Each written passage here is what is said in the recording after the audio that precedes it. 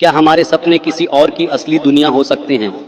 हम सभी ने कभी न कभी यह अनुभव किया होगा कि हमारे सपने वास्तविकता के बहुत करीब होते हैं। कभी-कभी सपने इतने जटिल और सजीव होते हैं कि जागने के बाद भी वे हमें वास्तविक लगते हैं। वैज्ञानिक और दार्शनिक लंबे समय से यह चर्चा कर रहे हैं कि क्या हमारे सपने सिर्फ मस्तिष्क की उपज हैं या फिर वे किसी अन्य वास्तविकता से जुड़े हो सकते हैं। कुछ लोग मानते हैं कि सपनों के माध्यम से हम किसी और ब्रह्मांड में प्रवेश कर सकते हैं।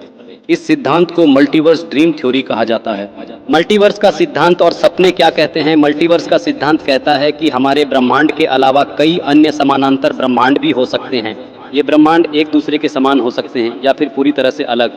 कुछ वैज्ञानिक मानते हैं कि हमारे सपने उन ब्रह्मांडों के साथ जुड़ने का एक तरीका हो सकते हैं। जब हम सोते हैं तो हमारा अवचेतन मन किसी अन्य ब्रह्मांड से जुड़कर वहाँ की घटनाओं को अनुभव करता है। क्वांटम यांत्रिकी और सपनों का संबंध क्या है? क्वांटम यांत्रिकी के अनुसार कण एक ही समय में दो अलग अलग स्थानों पर हो सकते हैं, सुपरपोजिशन। कुछ वैज्ञानिकों का मानना है कि यह सिद्धांत हमारे दिमाग पर भी लागू हो सकता है। अगर हमारा मस्तिष्क क्वांटम स्तर पर काम करता है तो संभव है कि सपने हमारे चेतन मन को किसी दूसरे ब्रह्मांड से जोड़ते हों। क्या सपने समानांतर जीवन का प्रतिबिंब हैं? चलिए जानते हैं कुछ लोगों के सपनों में वे खुद को किसी और जीवन में जीते हुए देखते हैं। एक अलग नाम, एक अलग परिवार और कभी-कभी पूरी तरह से भिन्न दुनिया। यह अनुभव यह दर्शाता है कि शायद वे सपने किसी अन्य समानांतर जीवन के अंश हो सकते हैं। Lucid dreaming. क्या हम किसी अन्य ब्रह्मांड में सचेत हो सकते हैं? लूसिड ड्रीमिंग एक ऐसी अवस्था होती है जब व्यक्ति को पता होता है कि वह सपना देख रहा है और वह अपने सपनों को नियंत्रित भी कर सकता है। अगर सपने वास्तव में किसी अन्य ब्रह्मांड से जुड़े होते हैं तो लूसिड ड्रीमिंग के माध्यम से हम वहां सचेत अवस्था में अनुभव कर सकते हैं।